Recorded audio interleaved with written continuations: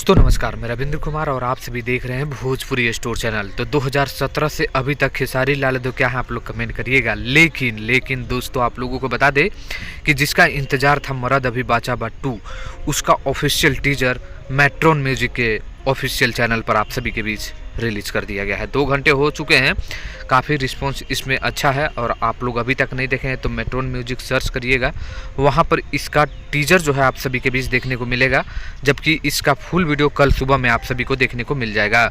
लेकिन कमाल का टीजर बना हुआ है दोस्तों। वीडियो में आपको प्रिया रघुवंशी और खेसारी लाल यादव की जोड़ी नज़र आने वाला है। पवन पांडे ने इसको लिखा, आर्य शर्मा का म्यूजिक है और सच में म्यूजिक कमाल का बना हुआ है। अब देखना है कल कि ये गाना कितना धमाल मचाएगा, क्योंकि खेसारी फैंस एकदम जमकर तैयार हैं, क्योंकि बहुत दिनों के बाद किसी गाने का इंतजार में उसका पार्ट 2 आ रहा है।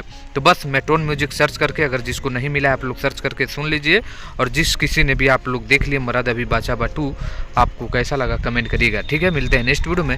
धन्यवाद दोस्तों।